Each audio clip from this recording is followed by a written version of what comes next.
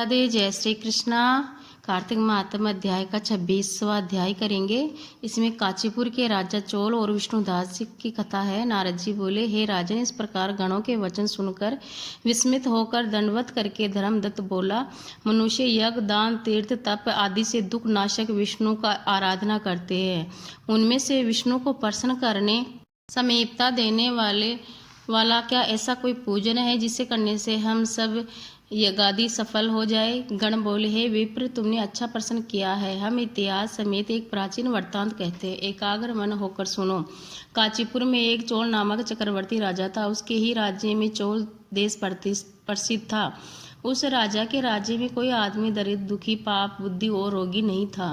अनेकों यज्ञ करने वाले यशस्वी उस चोल के स्वर्ण स्तंभ से ताम्रपर्णी नदी के दोनों किनारे चैतरथ अर्थात कुबेर के वन की तरह शोभित हुए।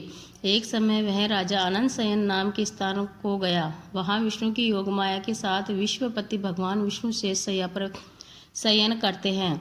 वहां उसने लक्ष्मीपति विष्णु भगवान का मोती और रतन मणित सुंदर स्वर्ण फूलों से पूजन किया। पश्चात पृथ्वी में दंडवत प्रणाम करके वहीं बैठ गया। तत्पश्चात हाथ में तुलसी और जल लिए हुए कांचीपुरी में रहने वाले विष्णुदास नामक ब्राह्मण को वहां आकर ब्रह्म सूतक सहस्त्र शीर्षा और मंत्रों से भगवान को स्नान कराते हुए तुलसी मंजरी तुलसी पत्र से विधि पूर्वक पूजन करते देखा। भगवान के ऊपर ब्राह्मण के तुलसी दल चढ़ाने से राजा की पूजा के वो रतन ढक गए। यह देख राजा कुपित होकर बोला, हे ब्राह्मण, मैंने यह माणिक और स्वर्ण से पूजा की है, वह तुलसी पत्रों से तुमने क्यों ढक दिया? मैं जानता हूँ तू विष्णु की भक्ति नहीं जानता, तू ढोंगी है जो तूने मेरी अत्यंत शोभायुक्त पूजा को ढक दी है। वह ब्राह्मण राजा के गौरव को तुच्छ समझकर बोला, हे राजन, तू भक्ति नहीं जानता, तुझे राज्य लक्ष्मी का घमंड है। बताओ तुमने पहले कितने विष्णु का व्रत किया है?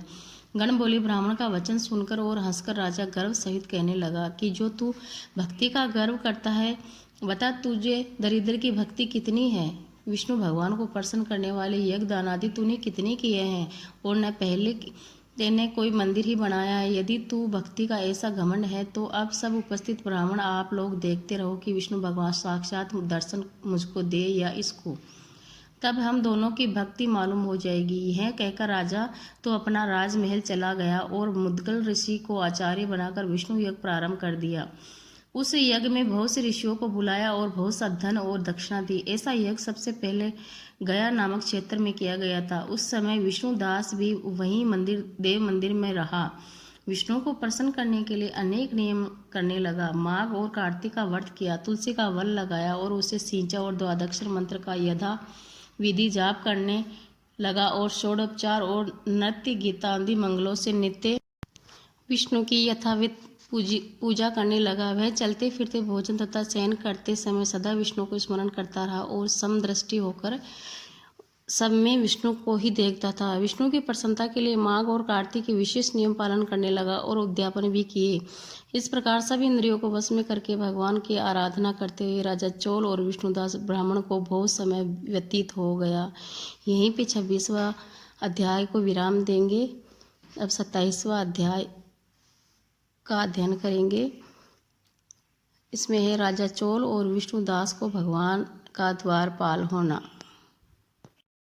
विष्णुगण बोले, हे धर्मदत्त, एक दिन विष्णुदास नित्य कर्म कर रहा था, तब उसका बनाया हुआ भोजन कोई मनुष्य छिपाकर ले गया। भोजन पदार्थों को वहां न देखकर दोबारा भोजन बनाने में देरी होने के कारण सायंकाल का पूजन में विघ्न हो जाएगा, ऐसा समझकर भोजन नहीं बनाया। दूसरे दिन रसोई तैयार कर जो भगवान को भोजन की तैयारी की, इतने में ही कोई छिपकर फिर भोजन चुरा ले गया। नारद जी बोले, हे राजन, इस प्रकार 7 दिन तक उसकी कोई रसोई की पवित्र सामग्री चुरा कर ले जाता रहा। वह वहां आश्चर्य से युक्त होकर अपने मन में विचारने लगा कि यह सन्यासी का स्थान है, कभी इसको त्याग नहीं करूंगा। तो जो फिर रसोई बनाऊं तो सायंकाल की पूजा कैसे हो? पाक बनाकर फिर भगवान के भोग धरे भोजन करना वैष्णव की उचित नहीं है। मैं 7 दिन से उपवास वर्ती हूँ, आज पाक की रक्षा करूंगा। इस प्रकार रसोई बनाकर वह छिपकर बैठ गए। इतने में ही देखा कि एक पाक चुराने एक चांडाल आया। भूख से सताया हुआ, दुखी और हाड़ चरम अवशेष से उस चांडाल को देखकर ब्राह्मण बहुत दुखी हुआ। उस अन्न को ले जाने वाले चांडाल को देखकर ब्राह्मण बोला, ठहर जा, अरे यह रुका सूखा भोजन क्यों खाता है? घी भी लेता जा, चुपड़ कर खा लेना। ऐसा कहते हुए ब्राह्मण उसके पीछे पीछे दौड़ा। उस सम आते देखकर ब्राह्मणों को देखकर डर के मारे चांडाल तेजी से दौड़ा और मूर्छित होकर पृथ्वी पर गिर पड़ा। तब वह ब्राह्मण मूर्छित अवस्था में चांडाल को देखकर अपने वस्त्र से हवा करने लगा। जब वह चांडाल उठकर खड़ा हुआ तो विष्णुदास ने उसे संग चक्र गदा पद्मधारी साक्षात नारायण के रूप में देखा, जिसके शरीर पे पीले वस्त्र, चार भुजा, छाती में लक्ष्मी का चिन्ह, किरीट पहने हुए, अलसी के फूलों के समान प्रकाशमान ऐसे भगवान को कौस्तुभमणि सहित देखा। सात्विक भावों से युक्त ब्राह्मण को देखकर स्तुति और नमस्कार करना चाहता था। उसी समय इंद्रादि देवता वहां आ गए। गंधर्व और अप्सराएं प्रसन्नता से नाचने लगी। उसी समय वह स्थान सैकड़ों विमानों और देवताओं तथा ऋषिगणों से भर गया तथा गीत और बाजों का मनोहारी शब्द होने लगा। फिर विष्णु भगवान सात्विक व्रत वाले अपने भक्त का आलिंगन कर और अपना स्वरूप उसको देकर बैकुंठ को ले गए। सुंदर विमान में बैठे विष्णु के समीप जाते हुए विष्णुदास को यज्ञ में दीक्षा युक्त राजा चोल ने देखा। बैकुंठ लोक को जाते हुए विप्र को देखकर अपने गरुड़ दल को बुलाकर राजा चोल बोला, जिसकी स्पर्धा से मैंने यह यज्ञ दान आदि किया था, वही विष्णु रूप धारण करने वाला ब्राह्मण बैकुंठ को जा रहा है। दीक्षा लेकर मैंने इस वैष्णव क्षेत्र से हवन किया, दान आदि से ब्राह्मणों को मन प्रसन्न किया, परंतु आज तक विष्णु ने मुझसे प्रसन्न नहीं हुए। विष्णुदास की भक्ति से ही प्रसन्न होकर भगवान ने उसको साक्षात्कार दर्शन दिया है। इससे ज्ञात होता है कि दान और यज्ञ से विष्णु भगवान इतने प्रसन्न नहीं होते जितने भक्ति से भगवान प्रसन्न होते हैं। गण बोले, तब राजा ने अपना भांजा गद्दी में बिठाया, क्योंकि वह बचपन से ही यज्ञ की दीक्षा में ले रहा था। इसी से उसका कोई पुत्र नहीं था। इससे अब वह अपने देश में भांजे के राज्य अधिकारी होते चले आ रहे हैं। पश्चात चोल यज्ञशाला में जाकर अग्नि के आगे खड़े होकर विष्णु से प्रार्थना करने लगा, हे विष्णु, मुझको मन वाणी कर्म से स्थित भक्ति दो। यह कहकर राजा सबसे देखते देखते अग्नि में कूद पड़ा।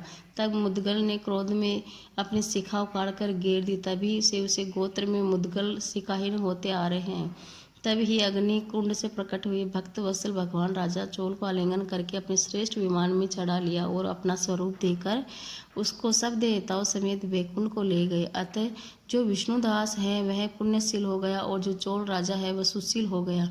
इन दोनों ही बराबर रूप वालों को भगवान ने अपना द्वारपाल बना लिया। बोलो भगवान विष्णु की जय हो। 27वां अध्याय को यही विराम देंगे। बोलो जय श्री कृष्ण कन्हैया लाल की जय। कार्तिक के ठाकुर की जय। भगत